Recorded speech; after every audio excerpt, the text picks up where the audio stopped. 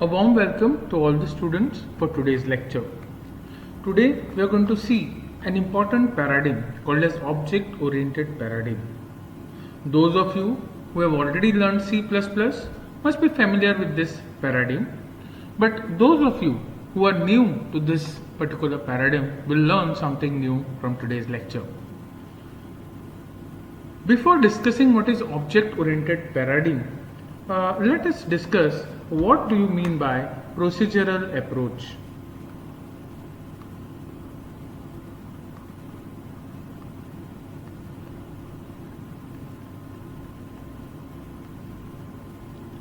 Okay.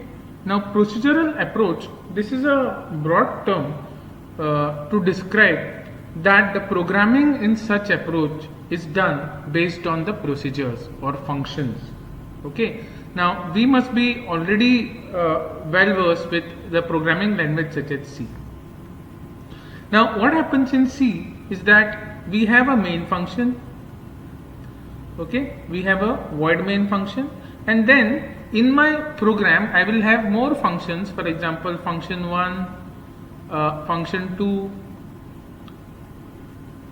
okay, function 2 and so on, and all these functions will be linked to the main function, so they will be called from the main function. So to write and to execute programming language like C, okay, at least one function is essential, and that is main function. So our focus is fully on writing the procedures, that is writing the functions. Okay, so in these languages like C, Pascal, Fortran, etc., which we call them as procedure oriented programming languages, here we use procedures or functions to perform certain tasks. Now, writing a program in this kind of programming languages, it involves dividing the task or the problem into subtasks or subproblems, each of which can be then expressed as a function or method. Okay, let us look at this particular figure. So let's say a C program, it will have a main method or main function, and for achieving each subtask, programmer may just go on writing one method, second method, third method, and so on, n number of methods, right? So each method or each function will do a specific task, and all these methods are linked to this main method or main function, so they will be called from this main function or main method. So this is how your procedure oriented programming works.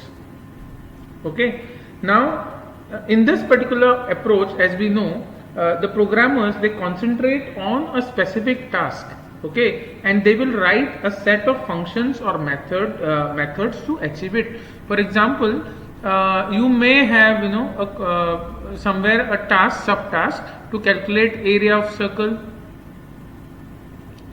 okay, area of circle, so you will be writing a function for that. Then somewhere you will also require something like calculating the so this will be say void area function. You will be also doing some calculation, for example calculating say circumference, so you will be writing another function called as circumference or circum, which will have its own code and so on. So what we say is, in procedural approach, this way for achieving a one particular task we write functions. Why functions? Because if in that particular program, if area of the circle has to be calculated at many instances, you don't have to again and again write the code. What we will do is we will simply call this function which has procedure to calculate in general area of any circle. Okay, so then it becomes very simple. As in when required, you can simply specify the parameter or maybe the radius of the circle, which will differ, and you can call the same function. The same set of instructions will be executed, only the radius will differ, and every time new area will be calculated. Okay, so these kind of procedures, okay, are essential in this procedural methodology. Okay, now now let us talk in terms of real life programming, not in the classroom programming. Okay, what happens is, in real life programming Okay, when people started using this C programming language, this was in 1960s and 1970s. Okay, what programmer has to do was, the programmer has to concentrate on a specific task and used to write set of instructions which are called as methods to achieve it. Now, so for every new task, okay, that was required, he kept on writing new set of functions. Okay, thus there is absolute no reusability of the old code. Why? Because for every new task he will be going on writing new functions. The old functions will be already present, plus he will be writing more functions, right? Now there are some serious problems with this particular approach. Okay, and what they noticed was, when the code started exceeding say 10,000 lines, okay, and before reaching say 1 lakh lines of code, the programmer begins to lose the control on the code. Okay, that is, the code becomes clumsy and it becomes unmanageable. Okay, why? A simple reason is that in procedural approach, okay, see, basically in the main method, when you are going to call this particular functions or methods 1, 2, 3, you are doing it because there is some data that is involved. Okay, so from the main method, from your main method or main function, this data is given as input to the first function or the first method. The first method will do the processing on the data. As an output, it will give this intermediate data or the processed data, I will just call it as data 1, to method 2. Method 2 will again work on data 1, it will do some processing, and the output will be given to data method 3. That output will be data 3, and so on, right? So one thing you realize is that data, okay, is not given much importance in procedural approach. What is given more importance? More importance is given on the procedure or the task that is to be achieved, or the function or method that is to be written. And data, it just goes on moving freely around the system. Okay, also all the functions can access this data, all the functions can modify this data. Okay, now what serious problems can occur here? For example, there is one, suppose the data in main function, okay, suppose you have void main, okay, and in this main function you have a data, say int x equal to say 10. Now it's an integer variable, okay, and suppose in this program there are say 3 functions, okay, say the first function is void fun1, okay. What this function does is, it simply takes, when it is called, it is going to take this data and it will simply print, what? It will simply print the multiplication of that data element with 2. Okay, so x into 2 equal to, okay, equal to percentage d ampersand x. So it is simply going to print x into 2. So x is 10. So 10 into 2, 20 will be printed. Okay, now this function is a void function, so no problem. But you see the next function. Suppose the next function, it takes integer data, okay, int fun2, this is the second function, but here it does some serious modification. It declares a floating point variable, okay, float var, and then it says var equal to x. Okay, and what is this x? This x is basically the variable that is, that comes from this main function. Suppose now, how do you call these functions? For example, fun1 is called directly. So fun1 is directly called. Now to pass this parameter in the function, I will just write x here, correct? Now since I have written x, that means there is a parameter that is passed. We will be writing here int a. So a will be the formal parameter, whereas x will be the actual parameter. So obviously here in place of x, I will have to write a, correct? Similarly, there will be another function fun2. Now just see what fun2 does.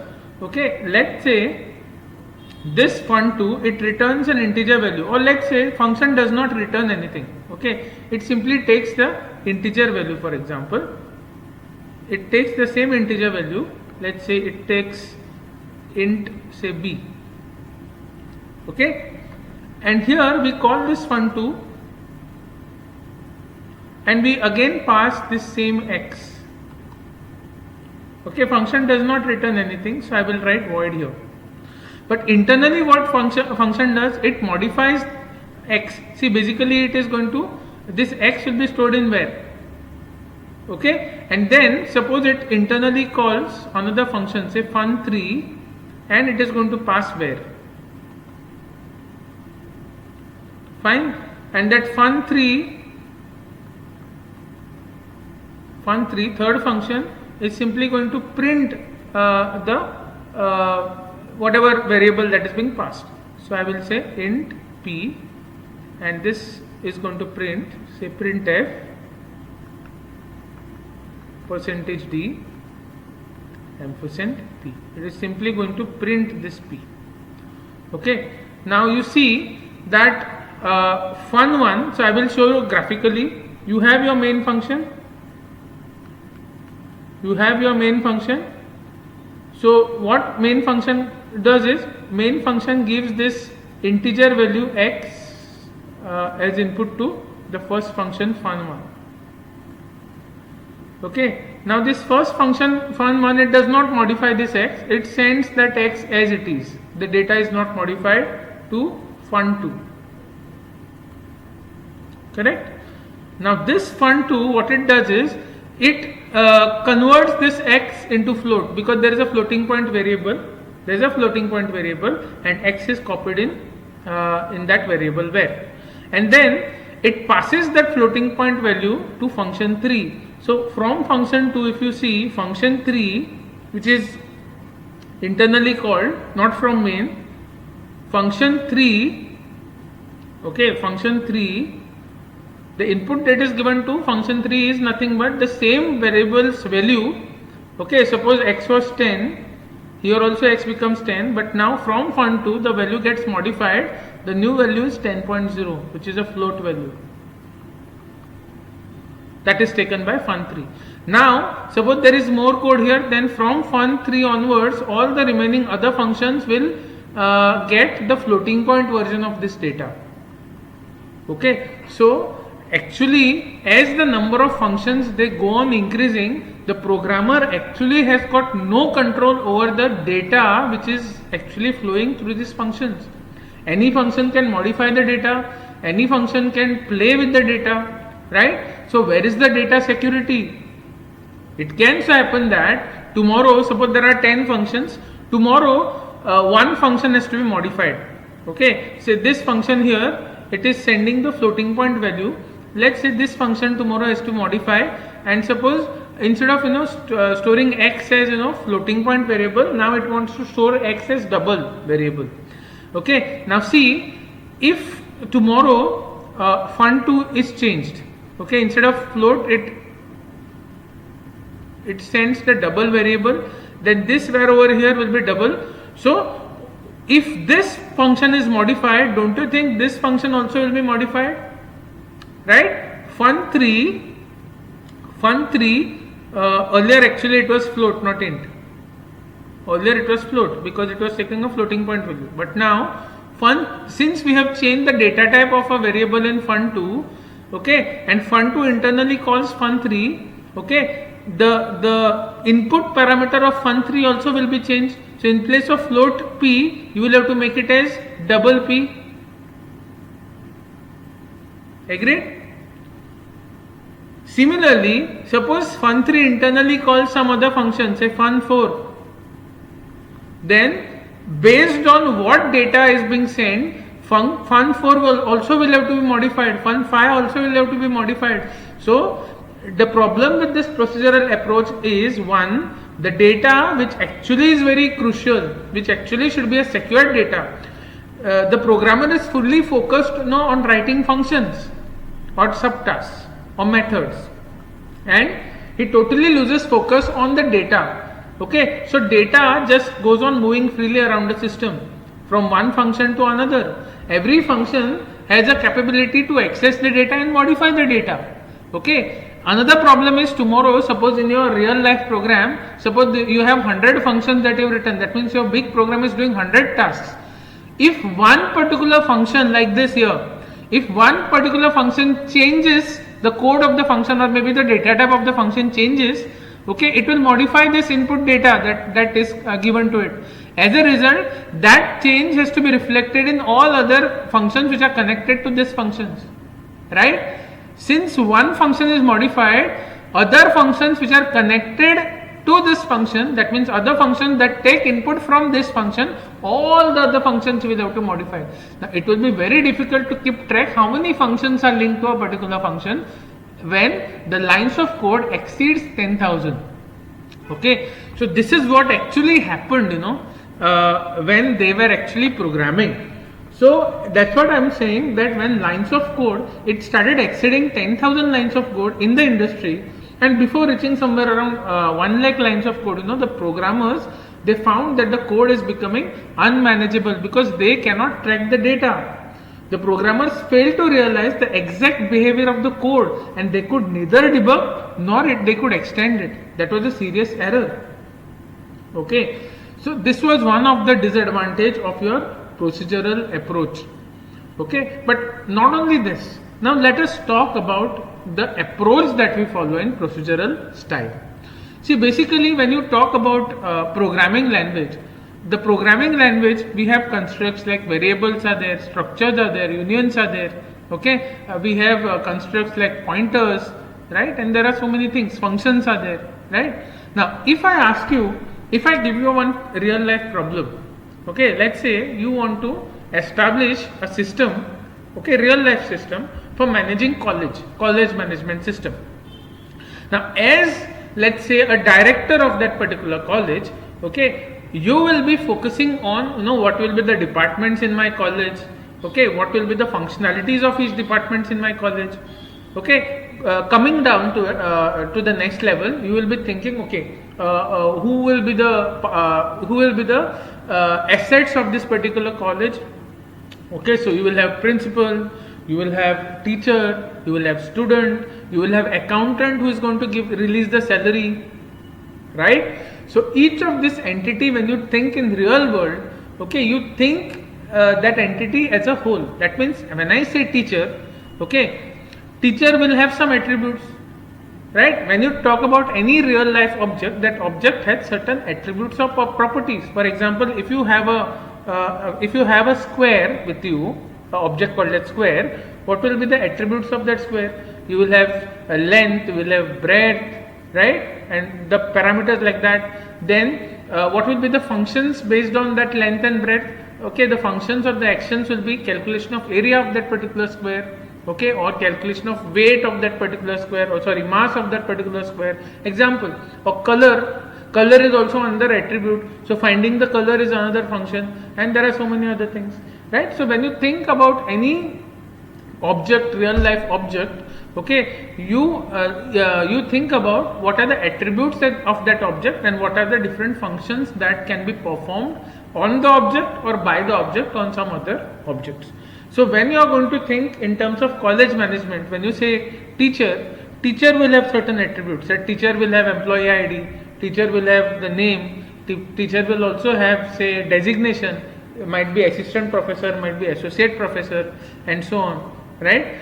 And teacher will have different functions. For example, teacher will be a mentor, she will act as a project coordinator, she can act as a subject teacher, and there are so many other things, right? So in real life, when we think about a problem, we think about that particular problem in terms of different objects which are involved in that problem, and then establishing the communication between these objects, right? So college management system, if I ask you to design manually, you will first think, okay, who are the entities that are involved? Say teacher, student, accountant, non-teaching staff, teaching staff, okay, peons, and then you are going to relate their work. So what peon does? Okay, peon is connected to everybody. Okay, that means peon he will help a teacher he will, that means clearing the tables and all that. Peon will help the principal in getting the files. Peon will also help the accountant in taking the bills and taking the drafts, whatever, to the bank and get it, and so many things, right? So basically, when you talk about real world problems, you think in terms of objects, okay? And what is object? For sure. See, now if I am saying that, say XYZ is a teacher, so when I look at that person as a teacher, it is understood, it is obvious that that teacher will have some employee ID, that teacher will have some salary figures, that teacher will have some position, that is a post, the teacher will have some subject specialization. So these are all part and parcel of the object called as teacher. So tomorrow if I say XYZ is a teacher, it is obvious that all these things will be part and parcel of the teacher. So this is how we think in real world. Whenever we think about an object, we don't have to see the internal details. We take that entire object as a whole. So all the attributes and all the functions are part and parcel of that object. Now how this thinking is different from the procedural style. So whenever you are going to have procedural style approach, since your aim is what in procedural approach, your aim is only focusing on the functions.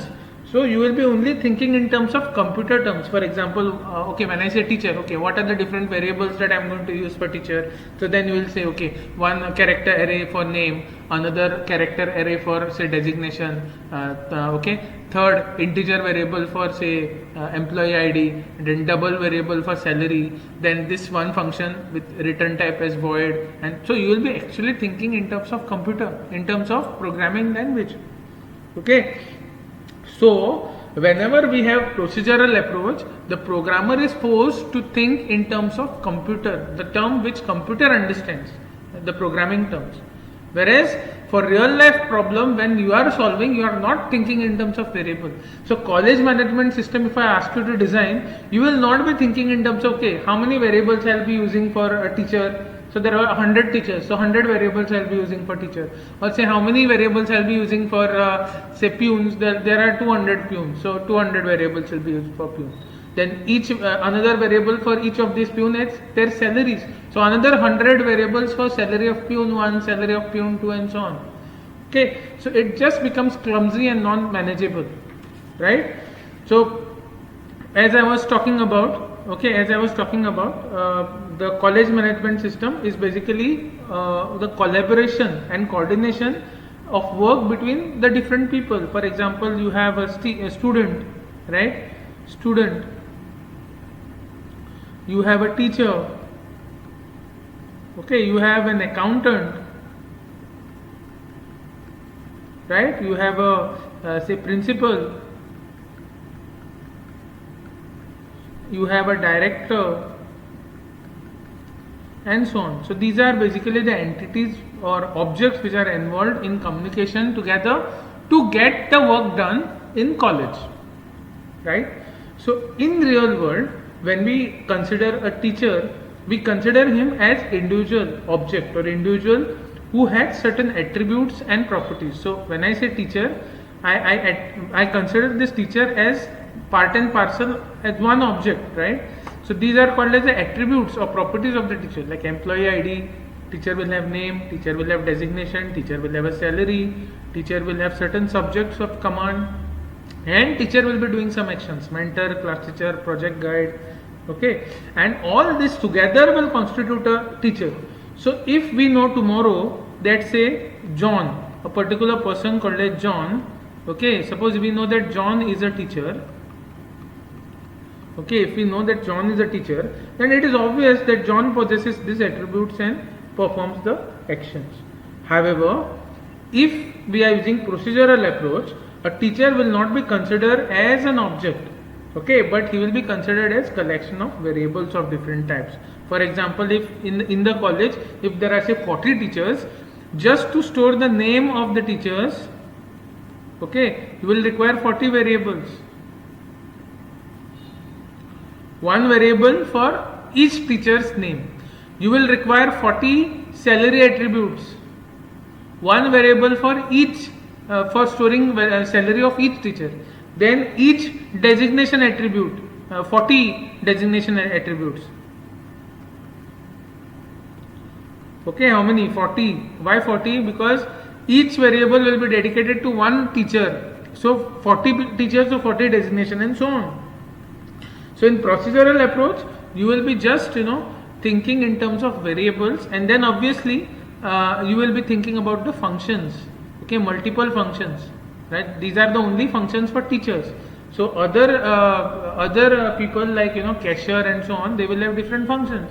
So thousands of functions you are going to write, and as this the number of variables, number of functions, they increase in your program, the code increases, it reaches somewhere around 10,000, 15,000 lines of code, it becomes clumsy and non-manageable. So this was a weak point of C, this is a weak point of procedural approach, right?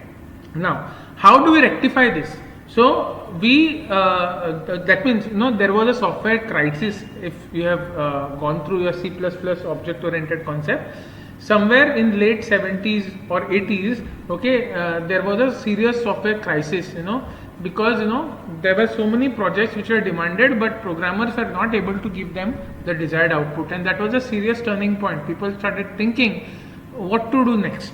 Okay, what to do next? How can we counter this particular software crisis? Okay, and then came the paradigm that is called as object oriented paradigm.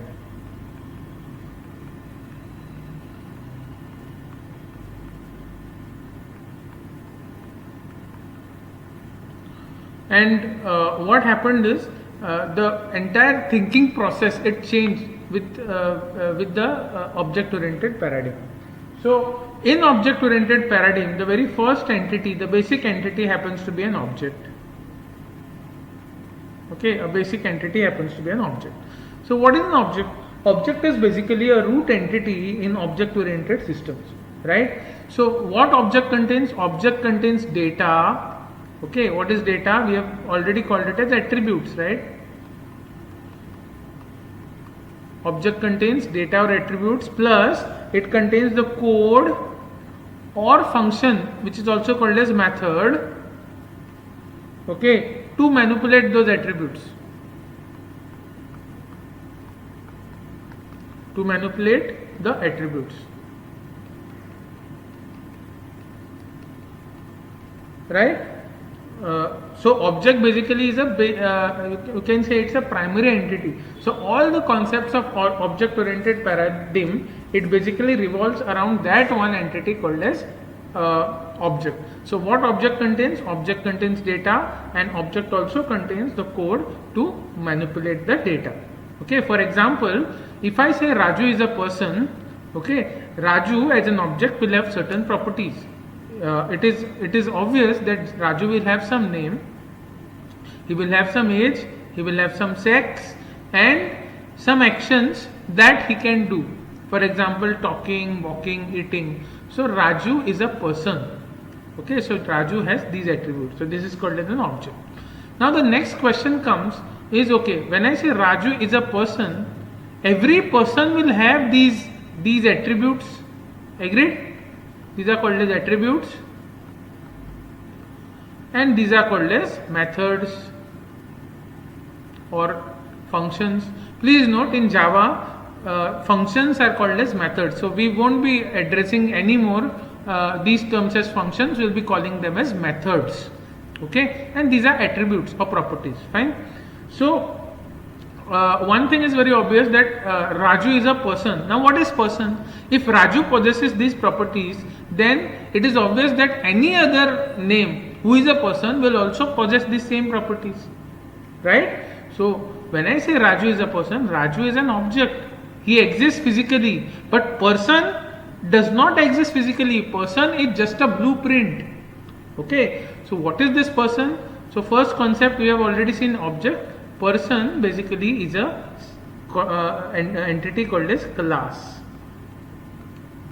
Right? So class is the second terminology in object oriented programming. So what is a class? Class is basically, it's a blueprint. Okay, it's a blueprint for creating objects.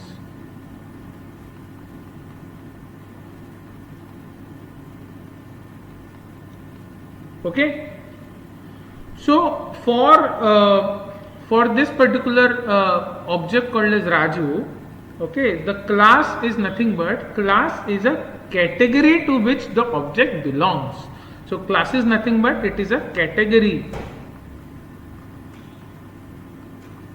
to which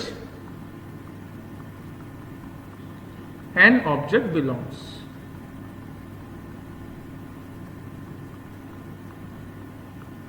Okay, example, we have just specified Raju, but if I want to say that John, Peter, Sam, Amar, so many people, if I want to say that all are objects belonging to a class called as person, then okay, what should be the class? Okay, so this is a class called as person, example of class called as person. So every class called as person will have the following properties or attributes. He will have name, he will have age, he will have sex, and the actions that can be performed by this by the objects of this class called as person is, he can talk, walk and eat. Okay, so tomorrow if I say that Amar is a person, okay, then the object called as Amar will have name, will have age attribute, will have sex attribute, and the different actions like talk, walk and eat. Then if I say another person, say John, he will also have his individual name, age, sex and the same functions, talk, walk and eat. So a very important thing that you should notice here is, whenever an object of a class is created, object is basically an instance, or you can say it's a copy of a class. It's an instance of a class. But it is very important to note that suppose this is Amar. Okay, now in memory, computer's memory, how the objects are created. So first, it is determined what is the memory requirement for storing objects of this class. Okay, the memory requirement will be, now it's addition of these things. First, it will find out, okay, name, it's a string name. So how many bytes are required to store name? Maximum bytes allocated. Then to that, suppose age is integer value. So integer takes how many bytes? So those many bytes are added to this. Then sex, again it's a string. So how many maximum bytes allocated? So that will be the total maximum bytes that are allocated to store these values. Plus there will be some padding bits for these methods called as talk, walk and eat. So approximately, suppose for this the memory required is, say, example 40 KB, just an example, a random term I am taking. So to store the class, it takes 40 KB. Now when an object of that class is created, say Amar, we want to create this object. First what will happen is, see, objects are created in a memory called as heap. Okay, heap is a memory, it's a pool of free space available in the computer. So from the heap, it is going to find out first 40 KB of memory. If this much memory is free, that this memory will be allocated, and to the starting address the name will be given as Amar. Okay, and in that memory, first say X number of bytes will be allocated to store name. Then remaining, say say integer, suppose age is integer. Okay, so age takes, say 2 bytes. Okay, so 2 bytes will be allocated to store what? Age. Then again remaining some X number of bytes, that is maximum memory that is allocated for string, that memory will be allocated for storing sex, which is the string value, and then the remaining padding bits. So this is how memory will be allocated for Amar. Okay, then if you create another object, say John, now it will not use the same memory. In some other memory location, it will allocate 40 KB separately, and then first X bits will be for the name, then 2 bytes will be for age, and so on. So please note, and the starting location will be given the name John. This is how the objects of a class are created.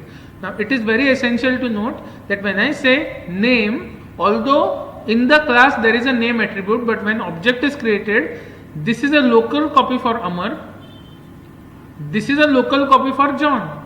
So this name and this name, they are two different variables, although the name is same, because this is in a different memory location, this is in a different memory location.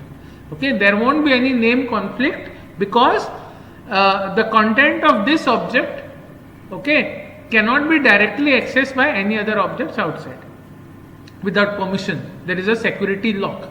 Okay, so all that is basically advantageous when you are going to think in terms of real world while solving problem. Okay, so this is basically a class. Okay, now as I have told you, what is an object? Object is basically an instance of class.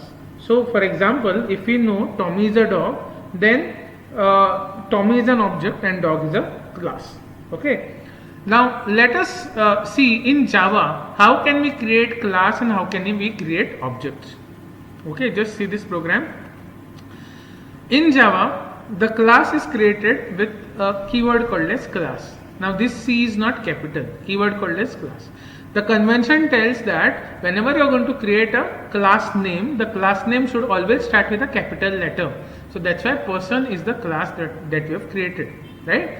And what are the attributes of this person class? You have name, you have age, right?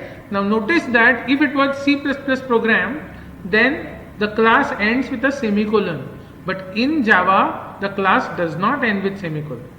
The second difference is in C++, whenever you have a class, say X, okay, the content within this class X, okay, is by default private. Whereas in Java, the content within this class is by default public. Okay, so right now when I say string name and int age, they are public variables. That means any object of the class can directly use name. Okay, I'll tell you how. Okay, what's the meaning of public? When any member variable is public, say name and age is public, okay, it simply means that when the object of that class is created, this is how the object is created. Okay, object called as Raju can directly access name by saying Raju dot name. So public members can be directly accessed by the object by using dot operator. This is what we already know. Okay, now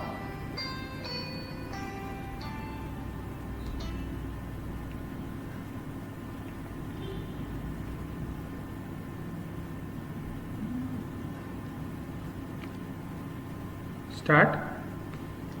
Now in Java, okay, by default the content of the class are public. Okay, so if you want to declare that name and age are, they should not be accessed even by the objects like how we treat them in C++, what you have to do is you have to use a keyword called as private.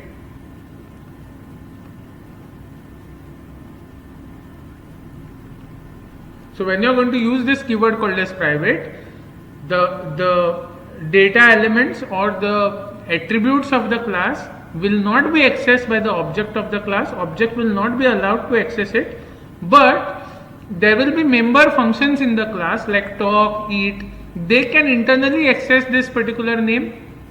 Okay, and then object Raju can then access this talk variable and talk method and eat method, which are public. Object Raju will be able to use or access this talk and eat methods, and these methods on behalf of the object Raju will be able to access the name and age.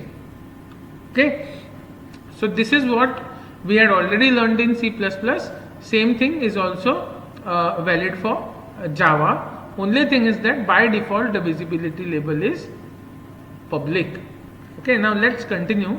Now let's say how objects are created. So basically this is a class that we have created, right? Now how objects are created? Now object is created using this particular syntax.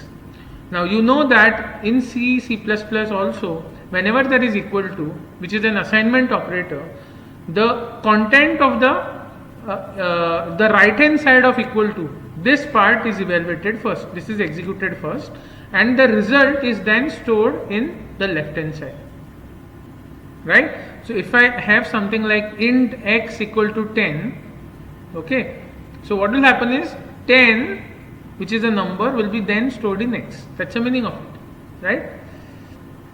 Now this keyword, please notice there is a keyword called as new here. What this keyword will do is it will enable the Java interpreter to allocate in the memory, okay, a space which is sufficient for the elements of the class called as person, according to how much maximum memory is required, right? So this new operator will it will notify the interpreter to allocate the memory sufficient enough to store the data of the object. And then see this person. Now what is this person? Person, this is basically class name, right? So it is basically a constructor that is being called, okay? So we know that whenever object is created, a constructor is already called, and it is basically constructor which is part and parcel of development of objects, right? So new person will do what? It will create an object, okay, it will create a memory space in the heap. JVM has a memory location called as heap, and all the objects are created from the pool of memory that is available in the heap data structure, right? So the new operator will enable the interpreter to create a memory location in the heap with sufficient size for storing the details of the object of type person. And then once this is done, so memory location is created, then Raju will be, see, person Raju. So Raju is an object, so Raju will be the name given to the starting location of it. Exactly like how variables are declared, Raju will be the name given to the starting location, right? So what this person object will contain? First, some x bytes will be allocated for storing the name of the person. Then integer takes exactly 2 bytes, so 2 bytes will be allocated for storing age, and then remaining some bytes will be for storing the different methods and so on. So this much will be the memory allocated for storing the object called as Raju. So always remember, whenever you are going to create an object in Java, the object is always created this way, okay? Class name, object name equal to new class name and colon, okay? C++ also allowed you to create objects like this directly, person Raju.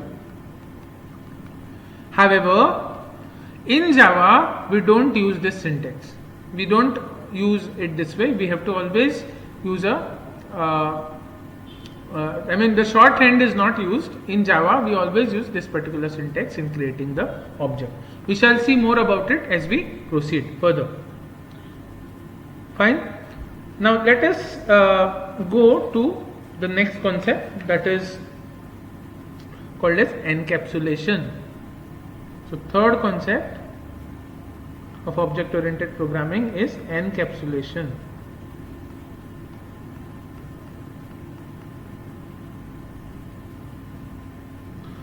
Now what is encapsulation?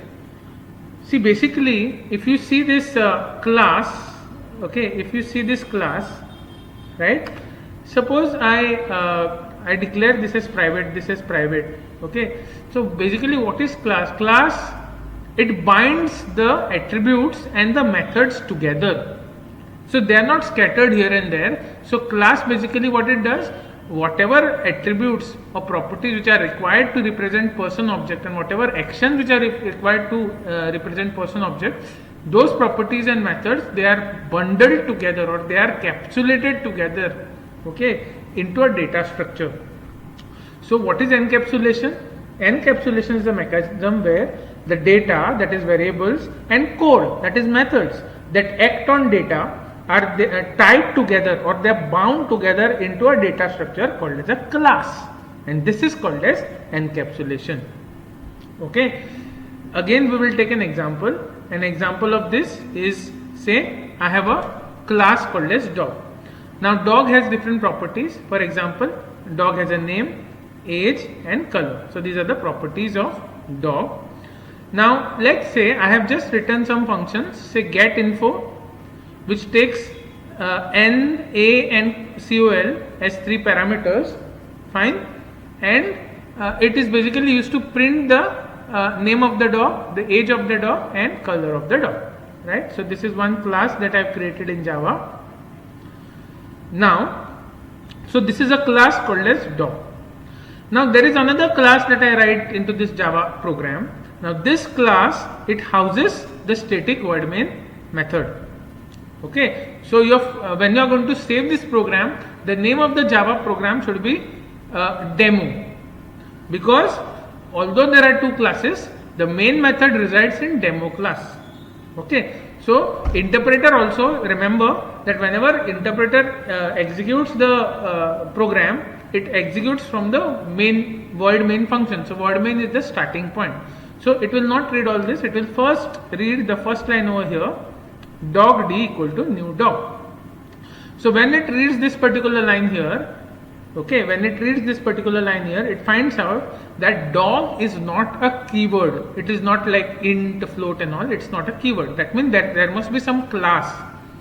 When it looks out for a class, it identifies that there is a class called as dog, and it immediately finds out what is the memory required to store objects of this particular class based on the variables, the size of the variables which are there inside, and maybe based on the functions that are used inside. It calculates the total memory space required to store objects of this class. Okay, then since there is equal to, the right hand side will be executed first. So in the heap, the memory will be allocated, the sufficient memory will be allocated for the object of type of class dog. Okay, and then D will be given the name to that object as the starting location name. So D will be the name given to the object in general, fine. So D is the object that is created. Now this D object, see I told you that class is a blueprint of the object. So object will have all those attributes that are there in the class. So first x bits will be used to store name,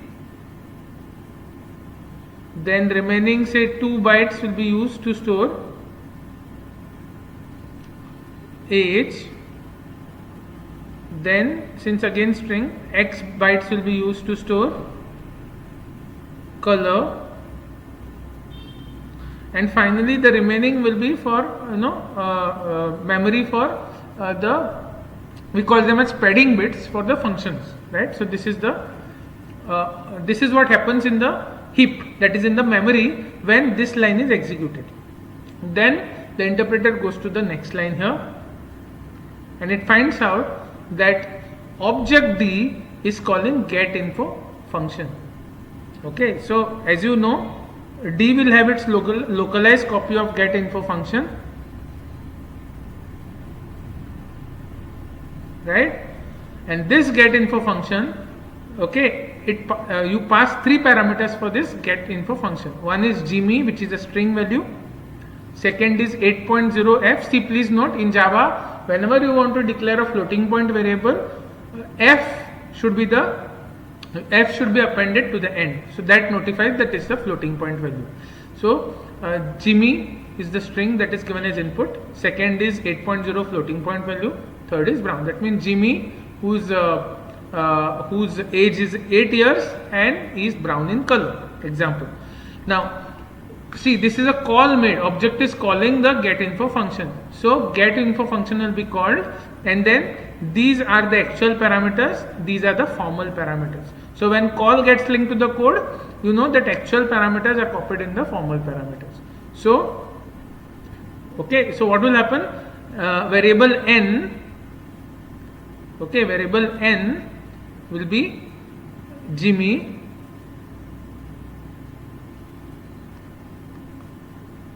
okay, then variable A will be 8.0, of course floating point value, and variable call, that is color, will be brown. Fine. So what has happened here is you have from the main function you are able to pass the values of the object here, right? That is n, an, call. But then how are you going to allocate name, age and color attribute, these attributes, how they will get these values? So there is some small code that I need to write in between here. Okay, I will just show you that code. So in between here you need to write some more code,